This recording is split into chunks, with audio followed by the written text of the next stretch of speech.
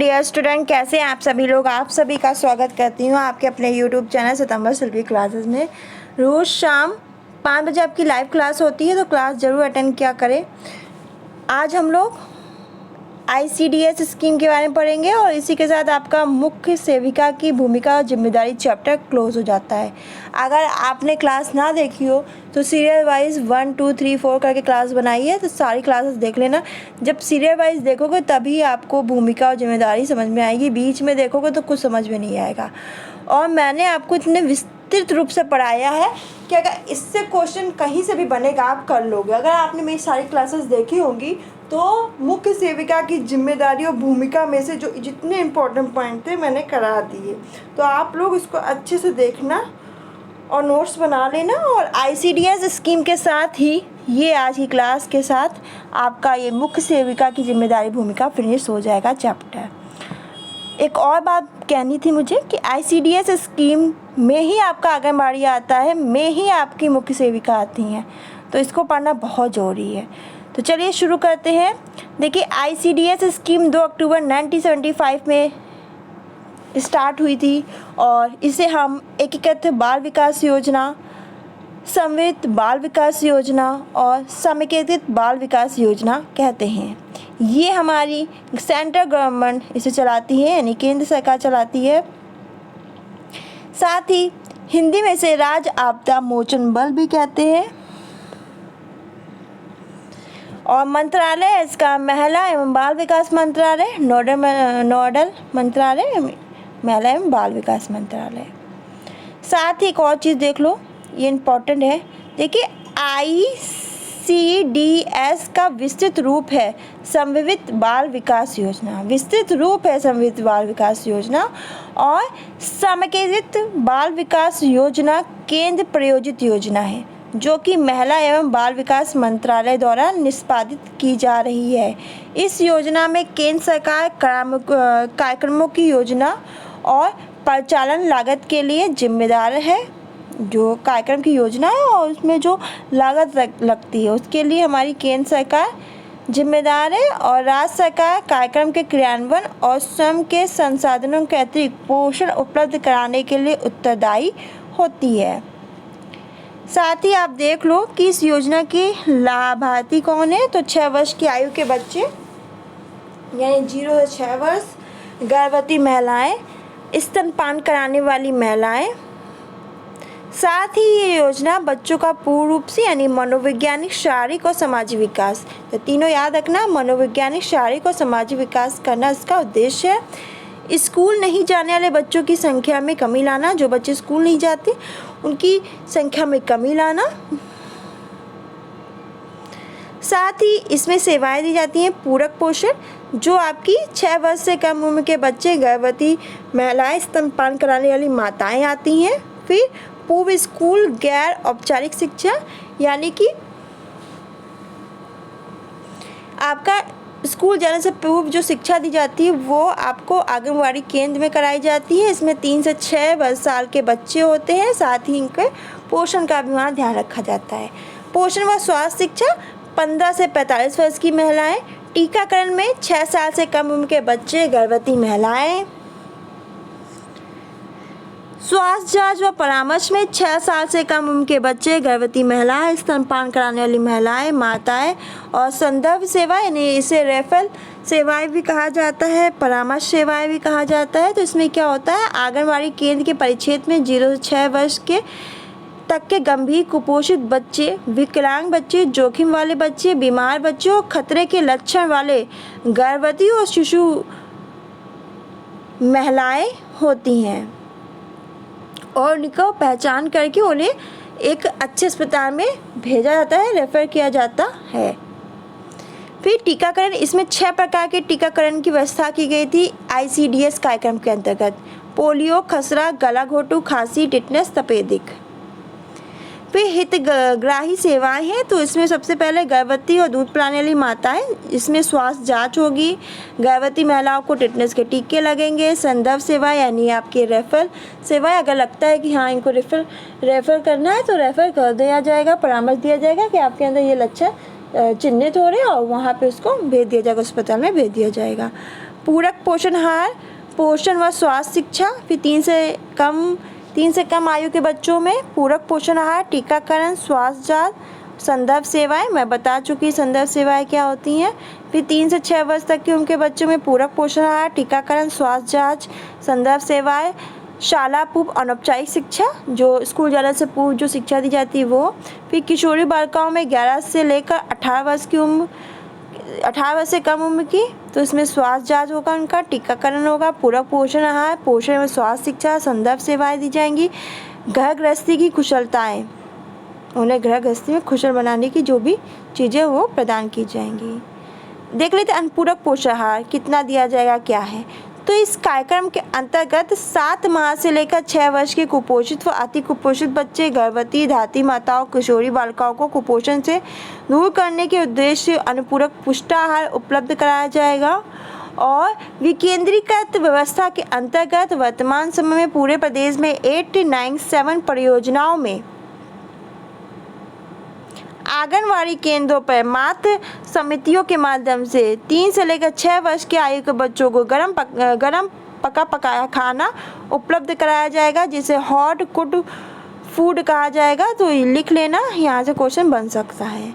समान बच्चों को कम से कम 500 कैलोरी ऊर्जा, समान बच्चों को 500 कैलोरी ऊर्जा, 12 से 15 कैलोरी प्रोटीन। कुपोषित बच्चों को कम से कम 300 कैलोरी ऊर्जा, 8 से 10 ग्राम प्रोटीन। अति कुपोषित बच्चों, किशोरी, गर्भवती, धात्री महिलाओं के लिए 600 कैलोरी ऊर्जा और 20 से 25 ग्राम प्रोटीन प्रतिदिन अनुपूरक पोषाहार में प्रतिदिन उपलब्ध कराने का मानक तैयार किया गया है। फिर स्वास्थ्य प्रतिरक्षण या टीकाकरण, तो विभाग द्वारा स्वास्थ्य विभाग की सहायता से परियोजना क्षेत्र में आने वाले इस वर्ष के बच्चों तथा गर्भवती महिलाओं को टीके लगाए जाएंगे व आंगनवाड़ी कार्यकर्ता के द्वारा गर्भवती महिलाओं, बच्चों की स्वास्थ्य जांच क्षेत्र उस क्षेत्र के ANM के माध्यम से कराई जाएगी। फिर स्वास्थ्य जांच, तो रोगों के निवारण और प्राथमिक उपचार के लिए आंगनवाड़ी जो कार्यकर्ता है वो प्राथमिक स्वास्थ्य केंद्र व स्वास्थ्य विभाग की स्थानीय स्तर पर कार्यरत ANM से समन्वय कर आवश्यक दवाइयाँ दिलाने की व्यवस्था करेगी। फिर पोषण व स्वास्थ्य शिक्षा, तो आंगनवाड़ी कार्यकर्ता द्वारा गृह संपर्क के द्वारा व आंगनवाड़ी केंद्रों पर महिलाओं को बच्चों के लालन पालन, स्वास्थ्य, सफाई व समान बीमारियों से संबंध में शिक्षित किया जाएगा। स्कूल पूर्व शिक्षा, तो 3 से 6 वर्ष आयु के वर्ग के बच्चों को स्कूल पूर्व शिक्षा प्रदान की जाएगी। यह समेकित बाल विकास परियोजना का महत्वपूर्ण अंग है। बच्चों के प्राथमिक विद्यालय में जाने से पहले आंगनवाड़ी शिक्षा प्रक्रिया का पहला चरण है और इसका उद्देश्य बच्चों की शारीरिक, नैतिक और सामाजिक विकास के साथ साथ उनकी भाषा और बुद्धि का विकास करना भी है। फिर निर्देशन व संदर्भ सेवाएं, तो आंगनवाड़ी कार्यकर्ता स्वास्थ्य विभाग के अधिकारियों की सहायता से क्षेत्र के अंतर्गत आने वाले जो बच्चे और गर्भवती महिलाओं की स्वास्थ्य की जांच करेंगी और जो स्वास्थ्य संबंधी सेवाएं हैं अगर उनको लगता है कि उनको अस्पताल भेजना है तो वहाँ पहुँचाएंगी, उनको परामर्श देंगी और पहुँचाएंगी वहाँ। फिर आंगनवाड़ी केंद्र, मिनी आंगनवाड़ी केंद्रों की स्थापना के लिए जनसंख्या का मापदंड, तो ICDS के तहत जनसंख्या का मापदंड है। ग्रामीण शहरी परियोजना में आंगनवाड़ी केंद्रों के लिए तो 1 आंगनवाड़ी केंद्र, 2 आंगनवाड़ी केंद्र और 3 आंगनवाड़ी केंद्र। तो इसके बाद आपका 800 से, जहाँ 800 जनसंख्या होगी तो 800 में 1 आंगनवाड़ी केंद्र के गुणांक में। मिनी आंगनवाड़ी के लिए 1 मिनी आंगनवाड़ी होगा। आदिवासी, नदी, रेगिस्तान, पहाड़ी, अन्य कठिन क्षेत्रों परियोजना के लिए 1 आंगनवाड़ी केंद्र होगा और आपका एक मिनी आंगनवाड़ी के लिए आपका 150 से लेकर 300 जनसंख्या होगी, वहाँ पे आपका एक मिनी आंगनवाड़ी केंद्र होगा।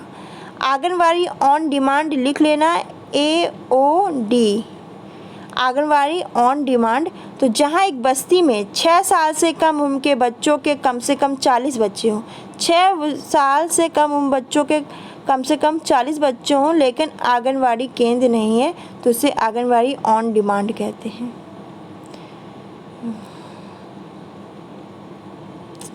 फिर बजट 2021 से 22 में ICDS के लिए 20,105 करोड़ रुपए आवंटित किए गए। यह योजना महिला एवं बाल विकास मंत्रालय द्वारा क्रियान्वित की जा रही है, परंतु इसके अनेक घटक स्वास्थ्य एवं परिवार कल्याण मंत्रालय द्वारा संचालित किए जाते हैं। इसके तहत आंगनवाड़ियों को डिजिटलीकरण किया जा रहा है, डिजिटल किया जा रहा है। याद रखिएगा, क्वेश्चन यहाँ से आ सकता है।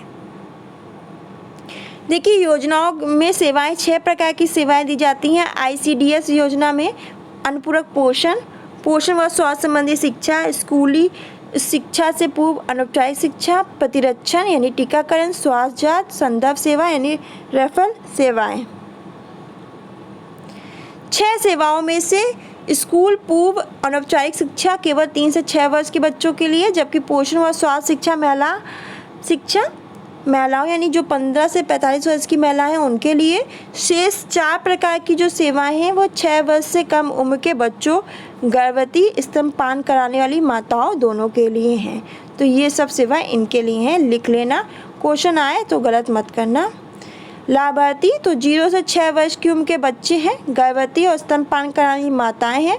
महिलाएं 15 से लेकर आपकी 44 यानी 45 गलत लिखा है, 15 से 45 वर्ष की उम्र। और 1991 से किशोरावस्था की लड़कियों को गैर औपचारिक शिक्षा व स्वास्थ्य और पोषण पर प्रशिक्षण के लिए 18 साल की उम्र की गई है। तो कब से? 1991 से किशोरावस्था की लड़कियों को गैर औपचारिक शिक्षा व स्वास्थ्य और पोषण पर प्रशिक्षण देने के लिए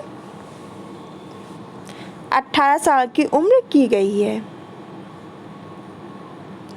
फिर आंगनबाड़ी केंद्र खोलने के मापदंड क्या होते हैं? देखिए, आंगनबाड़ी केंद्र खोलने की स्वीकृति भारत सरकार देती है। राज्य, गांव की जनसंख्या, अनुसूचित जाति, अनुसूचित जनजाति की जनसंख्या, भौगोलिक परिस्थितियों के आधार पर आंगनबाड़ी केंद्र का प्रस्ताव विकासखंड वार तैयार कर भारत सरकार को प्रेषित किया जाता है।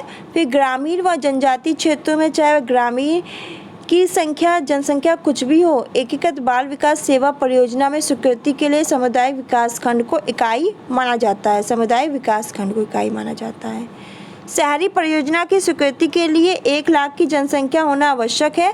तो शहरी परियोजना की स्वीकृति के लिए कितनी? 1 लाख की जनसंख्या होना बहुत जरूरी है। विकास खंड की जनसंख्या के लिए आपकी 2 लाख से अधिक होने पर एक से अधिक परियोजना स्वीकृत की जा सकती है। तो 2 लाख से अधिक होने पर एक से अधिक जो परियोजना है वो स्वीकृत की जा सकती हैं, स्वीकार की जा सकती हैं। अब जनसंख्या मापदंड के अनुसार तो 400 से लेकर 800 पर एक आंगनबाड़ी केंद्र होगा आपका। 1800 से लेकर 1600 आपका 1500 तो आपका 2 आंगनबाड़ी केंद्र। 1600 से लेकर 2400 जनसंख्या पे 3 आंगनबाड़ी केंद्र होंगे। ग्रामीण शहरी परियोजना में मिनी आंगनबाड़ी केंद्र तो 150 से 400 की जनसंख्या पे आपका 1 मिनी आंगनबाड़ी केंद्र होगा। आदिवासी क्षेत्र, पहाड़ी क्षेत्र, दुर्गम क्षेत्र में आंगनबाड़ी केंद्र तो 300 से लेकर 800 जनसंख्या पर आपका 1 आंगनबाड़ी केंद्र होगा। फिर आदिवासी क्षेत्र, पहाड़ी क्षेत्र, दुर्गम क्षेत्र में मिनी आंगनबाड़ी केंद्र आपके 150 से लेकर 300 जनसंख्या पे 1 मिनी आंगनबाड़ी केंद्र होगा। तो ये जो आंगनबाड़ी केंद्र की संख्या इंपॉर्टेंट है, लिख लेना। यहाँ से क्वेश्चन आपको पेपर में शायद देखने को मिल जाए। जितना भी पढ़ा रहे इंपॉर्टेंट है। साथ ही आपका 15 से 45 वर्ष की जो महिलाएं हैं उनको पोषण व स्वास्थ्य की समान जानकारी दी जाएगी। और यह योजना जो ICDS योजना है वो 1975 में शुरू की गई थी। फिर 1978 में देसाई जी की सरकार द्वारा बंद कर दी गई थी। फिर 10वीं पंचवर्षीय योजना द्वारा फिर शुरू की गई थी। तो आपकी ICDS योजना आपकी किस पंचवर्षीय योजना के द्वारा शुरू की गई थी? तो 10वीं पंचवर्षीय योजना के द्वारा शुरू की गई थी। तो इसी के साथ आपका मुख्य सेविका की जो भूमिका और जिम्मेदारी चैप्टर फिनिश हो जाता है।